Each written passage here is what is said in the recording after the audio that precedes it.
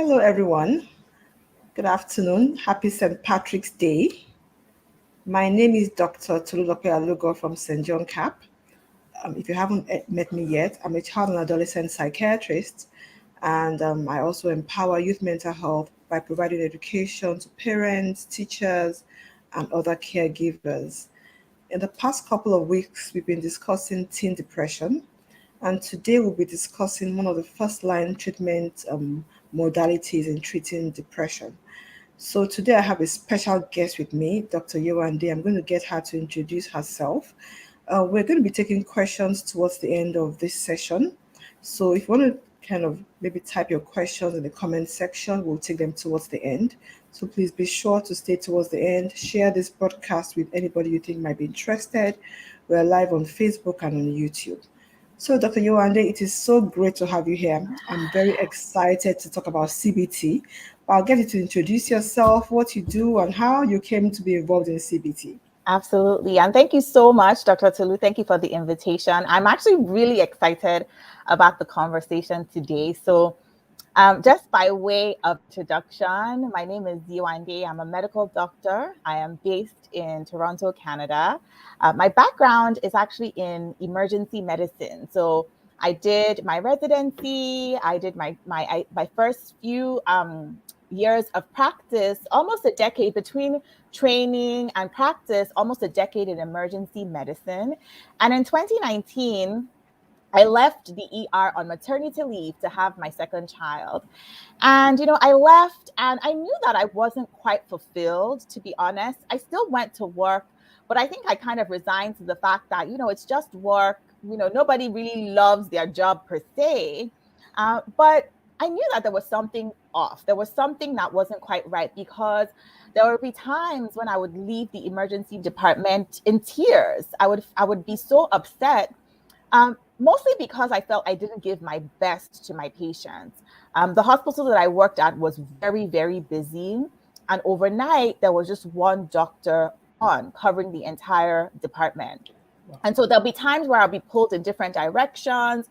Maybe someone just lost a loved one, and I couldn't be there for them. I couldn't connect with them. I had to rush to the next patient who needed me, and it just didn't feel like me. So long and short of it, I left on maternity leave. I knew something wasn't quite right.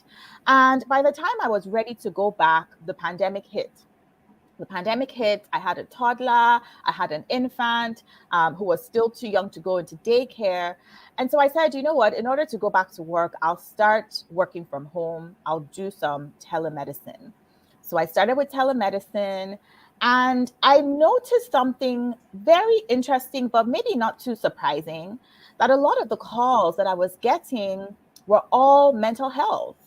So people who were going through anxiety, people who were going through depression, people who were going through burnout from working from home, people who were going through parenting issues, relationship issues. And so it was kind of interesting for me to observe that.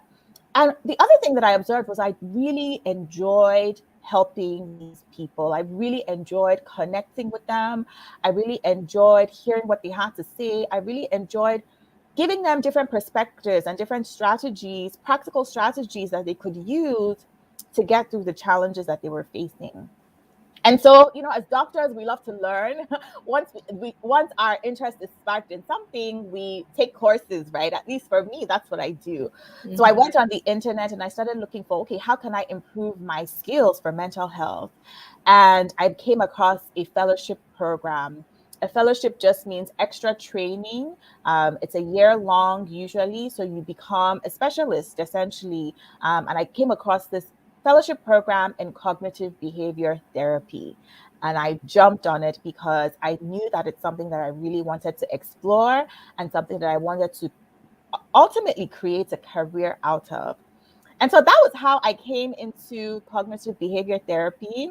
It's been very interesting for me, again, like I said, to connect with people a way that I couldn't do in a very busy emergency department and help them through whatever challenges they're facing, whether it be depression, anxiety, insomnia. It's been really, really interesting for me. Wow, your story really resonates with me because I used to work in emergency medicine. This was in Oh. Ireland, which is why I'm wearing green today because, I'm Irish. And at that time, my daughter was just a year old. So it was Mm. like the early 2000s. And after a year of emergency medicine, I was like, God, please just give me any job that has regular hours. So I totally understand, where you're coming from. Yeah. So, out of all the therapies, why CBT? Why did CBT have that draw for you? Okay, so for me, Mhm. CBT is universal. That's the first thing I'll say. So, for anyone who doesn't know what CBT is yet, CBT stands for cognitive behavior therapy. So, cognitive behavior therapy. It was founded by the late Dr. Beck. He was actually 100 years old when he passed away early this year. Yes. So, I'm sure he was getting something right to live Mhm. up to 100, right? And so he passed away, but he created CBT in the 60s. It actually started with cognitive therapy. And what that was playing on the intimate relationship. I like to call it an intimate relationship between our thoughts. So the way we think, or maybe the things that we tell ourselves, or the things that we repeat to ourselves over and over again, the intimate relationship between our thoughts and our mood. So, what are you thinking? What are you telling yourself? And how is it manifesting as sadness, loneliness, anxiety, or maybe even excitement? Right. And then as time went on, cognitive therapy evolved into cognitive behavioral therapy. And this is when it was discovered that not only do we have a relationship between our thoughts and our mood, there's also a relationship between our behavior and our mood. So the things that we do or the things that we don't do can also result in anxiety, loneliness, depression, etc. And Wow. just like if you have an infection, if somebody has an infection, there are many different ways of treating that infection. We can start from the topical stuff like polysporin, or we can go into antibiotics, oral antibiotics, or we can go through intravenous antibiotics, or maybe even surgery, right? Mental health challenges, mental health diagnoses, there are many different forms of treatment, medication, traditional psychoanalysis. Cognitive behavior therapy is just one type of treatment. And to answer your question, why it appeals to me, it's because it's universal. It's universal. So you don't have to have a major mental health challenge or diagnosis to benefit from cognitive behavior therapy. In fact, anybody can benefit from cognitive behavior therapy. And that's why why it appeals to me. Exactly. I love the way it connects our behaviors with our negative, thoughts and how that affects our emotions. And it's very practical, can Yes, be done by almost anybody anywhere yes, with very little support. Not everybody yes, needs to, obviously at some point you may need to go see a professional, yep, but there are strategies that you can learn when you compare to the previous psychoanalysis, when you have yes, to go see a therapist for yep. years and lie on the Mm-hmm, couch. This is mm-hmm. very everyday hands-on stuff that you can Yeah. learn to do yourself. Mm-hmm. I know you mentioned some disorders that CBT can be used to treat for, but would you mind highlighting them for us again? What Yes. mental health disorders would CBT be helpful for? Yes. So CBT is very helpful for depression. We spoke about depression. We spoke about anxiety. It's helpful for phobias, which is a form falls under anxiety, but people who have a fear, a certain kind of fear. I've worked with patients who had a fear of driving. So different kinds of phobias.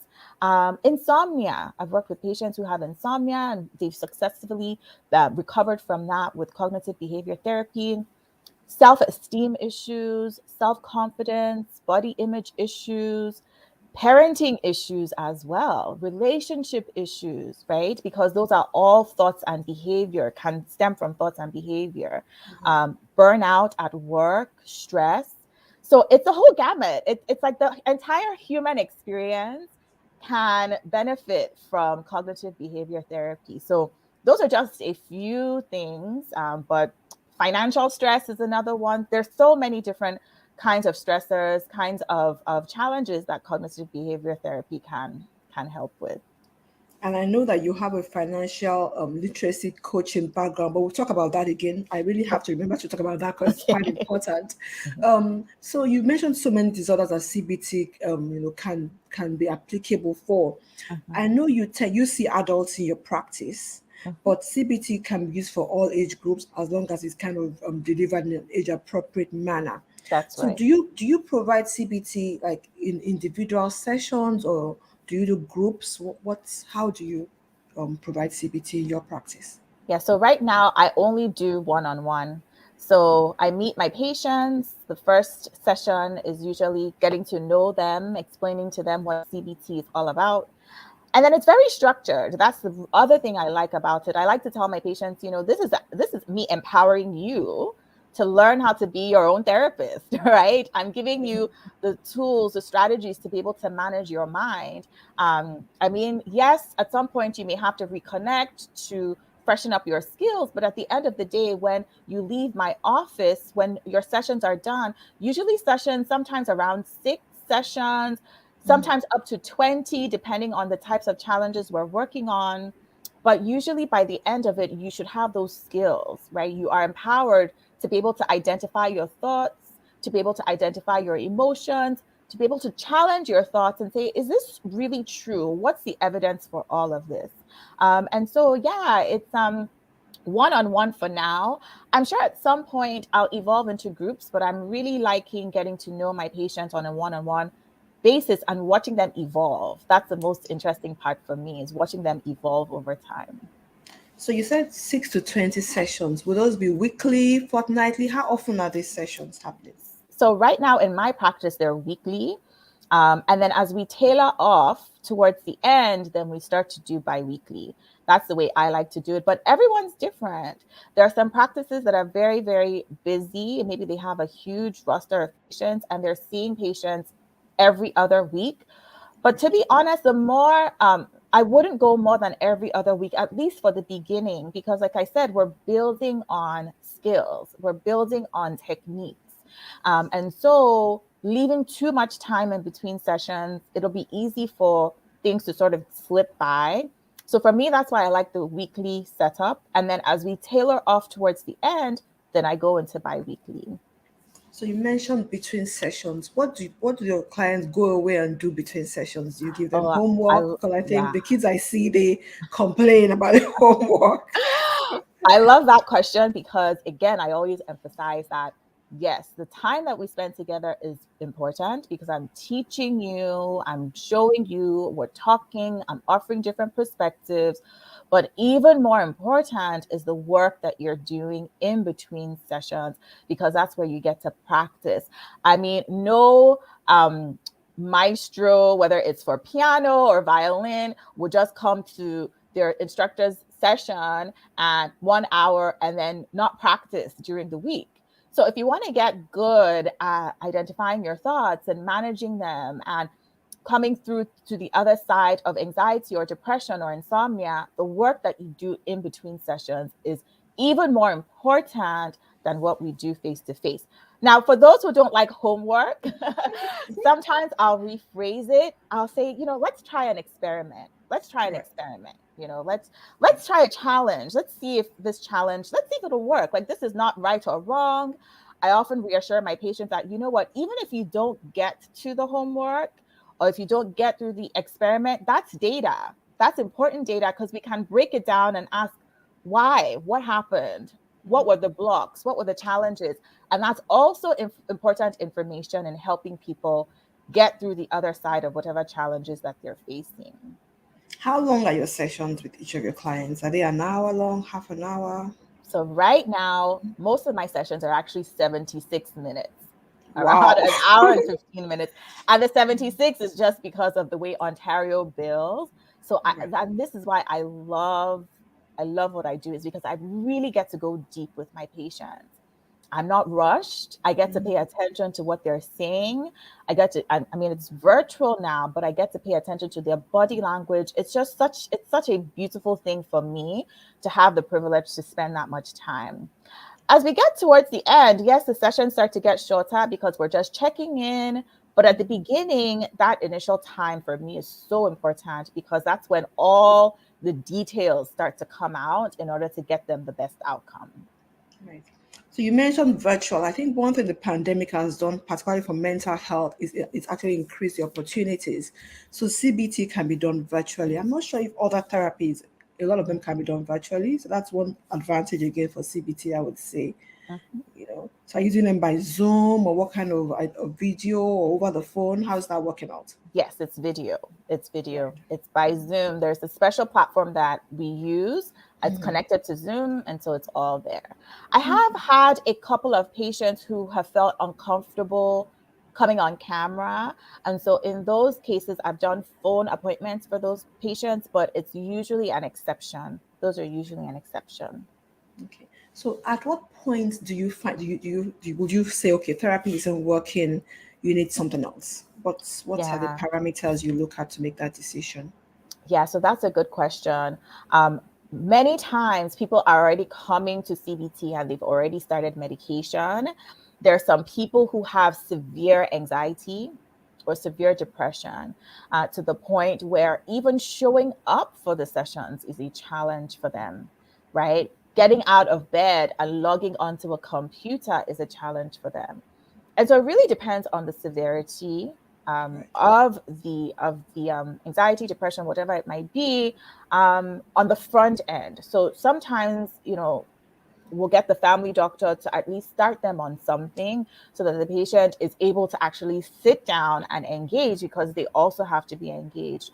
But if there's severe depression, severe anxiety, they might need some medication to just jumpstart things a little bit before we go into therapy. Okay. Now, on the back end of it, is it working? Is it not working? We do a really good job of pre-screening patients. And I think this is important, is that pre-screening patients such that once they come in, their success rate is pretty high. So that initial intake session is so important because that's when we start to identify this might not necessarily be suitable for CBT. Maybe it's a personality disorder, for example. That might not really lend itself to CBT. And so at that point, we would then refer them to somebody else. Okay. I mean, just to highlight what we've said, so even for those who are at the severe end of the spectrum, therapy still has a role, but maybe not at the beginning of their treatment plan. Mhm. Because sometimes I see people that come to see me and they're like, oh, well, we stopped seeing our therapist because we're now seeing a psychiatrist and we're on medication. And I'm saying, no, no, no, I want you to do both. Yeah. Because all the research shows that combining both Yep. gives you better outcomes than either of them on its own, depending on how severe the symptoms are. Yes. So then you also mentioned you know, 20 sessions. So how do you know when it's time to say goodbye to your patient? Yeah, so that's the beautiful thing about CBT is that it's very goal oriented. And so one of the things that we establish at the beginning, we're working together. So what are your goals, right? What would you like to have at the end of the session? Some people will say they want to feel more calm. They want more strategies to feel more calm. Some people will say that they want to be able to have conversations with their spouse without feeling angry. Some people will say they want support as their child. Maybe they just had a child and they want support while they go through getting the child on a sleep schedule. So they're very defined endpoints. And every session, we are reviewing the goals to say, okay, are we still on track? How are things going? And usually, well, I can tell there's usually a shift. I've noticed that there's usually a shift when my patients are ready. They come back and they're giving me all these reports that happened between our last session and current session. Oh, Dr. Yewande, I did this, and then this happened, and then this and that and that. And usually when that happens, I'm like, okay, you're getting close. You're getting close. And then we talk about graduating. I call it graduating from the program. But Right. there's usually a shift that happens combined with actually meeting the goals that were set at the beginning of our time together. Just to say at this point, if you have any questions, please type them in the comments. We'll be able to pick them up and we can answer them. So now, just kind of specifically coning down to depression, I just wanted to use to kind of give us an example. So, for example, if I came to you and I had depressive symptoms and I was in bed all day. I wasn't caring for myself. I had very, negative thoughts about myself, my future, the people around me. Where Mhm. would you start from with someone like that? Where Yeah. would you be at? Because sometimes I think thoughts are difficult to access. They You know. are. And this is the interesting thing. So, the studies have actually shown that with depression, I know we say it's cognitive behavioral therapy, but specifically for depression, starting with the behavior has actually been found to be very helpful. And what does that look like? It looks like, because there are a list of behaviors that studies have shown are mood boosters. Some of them are spending time in nature, exercising, walking, staying hydrated, sleeping at a decent hour, um, avoiding social media. There's a list of things that we know are very good for mental health. And so when it comes to depression, we start with those. We start with really looking at the behaviors that we can incorporate. Um, Maybe the person who's depressed hasn't cleaned up their room in weeks or maybe even months. Maybe there are dishes that are piled up in the sink. We start really, really small and say, what kinds of behaviors can we incorporate to help start to combat the depression? And because people who have depression also have really low motivation, this is where I like to incorporate the science of habits, right? There is a science behind forming habits, and it starts with three. There are 3 points. I like to call them the 3 R's. So R, which is remind, which is where you have a cue to trigger the habit that you're trying to incorporate. I had a patient once who she used to love walking. She loved walking, but her depression had prevented her from starting walking again. So we went through the habit cycle and we said, okay, the R, what could be the R for you? A cue, what could be a reminder for you? I said, you know what, maybe if I put my shoes by the door, every time I walk past my kitchen, I see my shoes, and that's my reminder to put them on and go outside. So triggers like that, whether it's alarms on your phone, whether it's having a water bottle that you can see every day, those reminders are very good in getting over that initial, we call it inertia, right? Pushing past that initial block to going into that behavior. So that's the R. The first R, the second R is reduce, right? Reduce. And what that means is shrinking down the behavior to its easiest component. So instead of thinking, in the patient that I mentioned, instead of thinking, oh, I have to get up and walk for an hour, it's going to take so long, I'm going to be so tired, all those excuses, and then procrastination sets in. If you reduce the behavior to its smallest component, you know what? I'm only going to walk around my house just once and then I'll come back inside. Your brain is like, okay, that's doable. That doesn't sound like too much work. Or maybe it's, I'm just going to journal. Journaling is another beautiful skill. I'm just going to write 3 words down. Your brain is like, okay, we can do 3 words. So shrinking, reducing the behavior to its smallest unit. And then R, reward. What are you going to do to reinforce that behavior?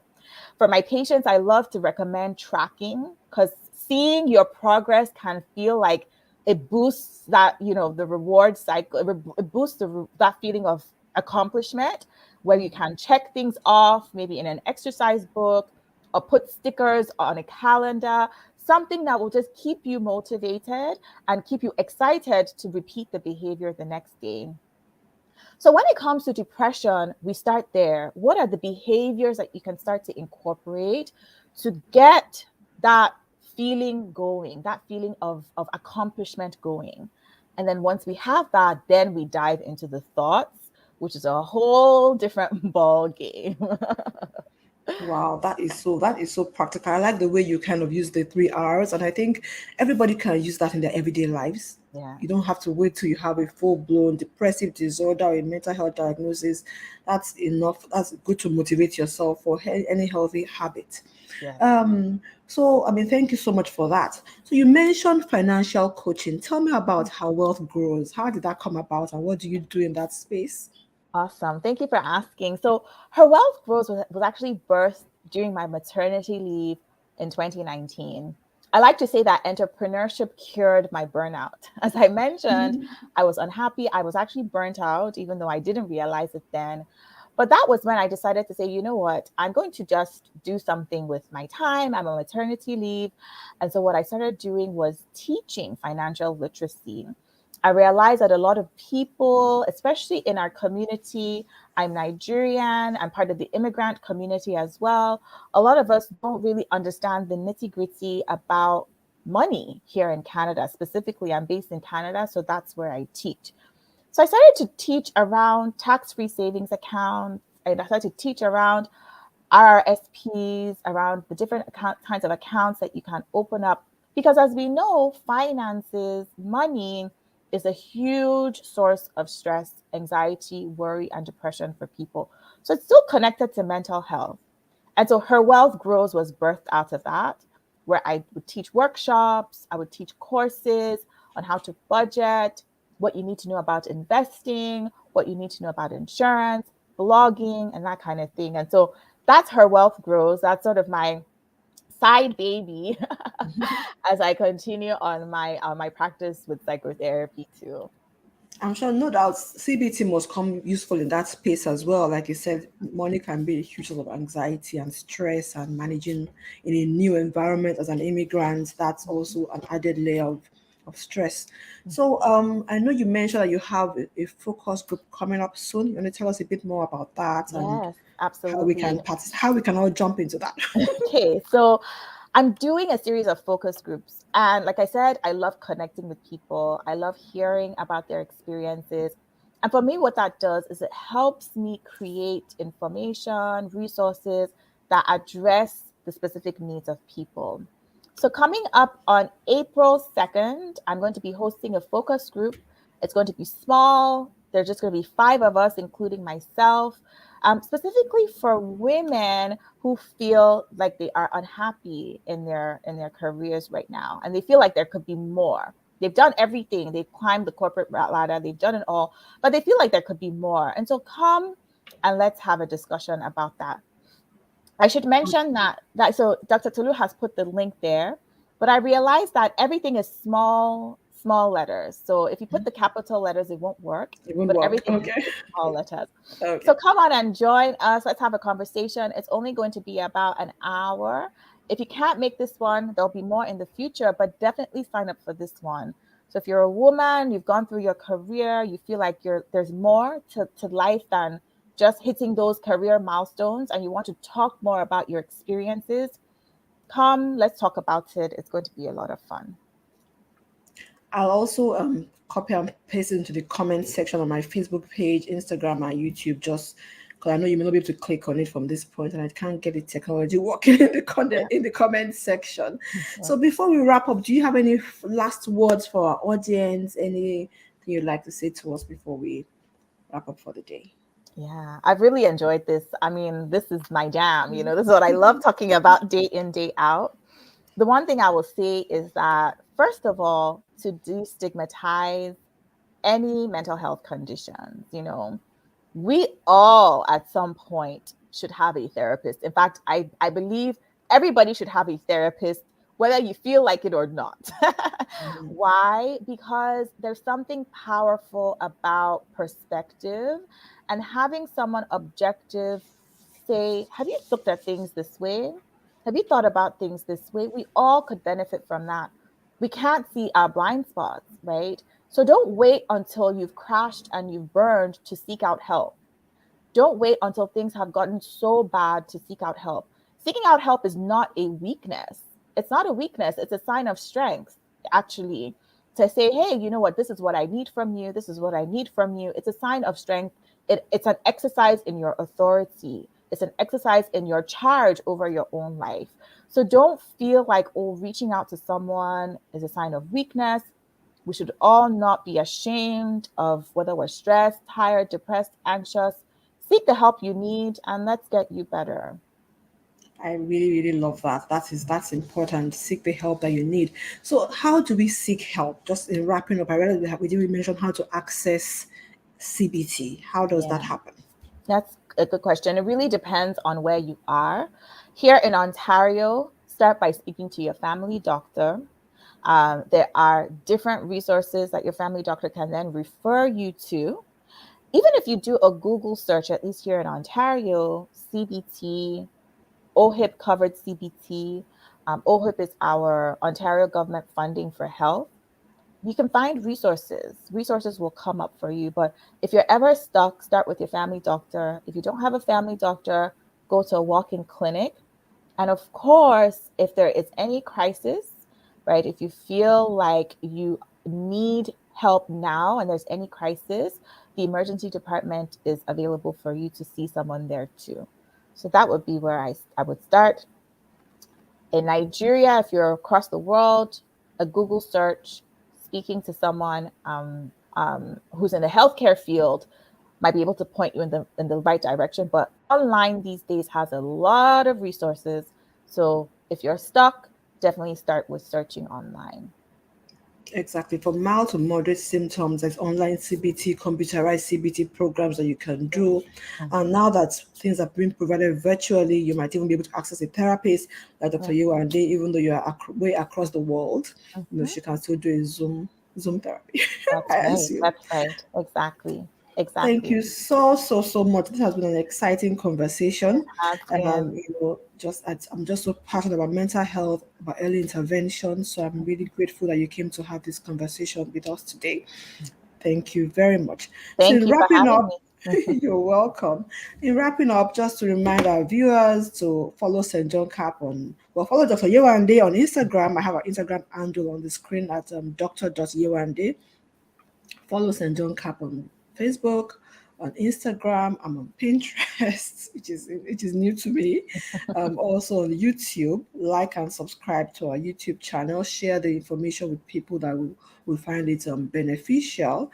Subscribe to our YouTube channel and to our newsletter. And if you want mental health training for your school, for parents workshop, or even training mental health promotion for the youth themselves, feel free to reach out to us. We're always available. Thank you very much, and see you again soon. Goodbye. Bye.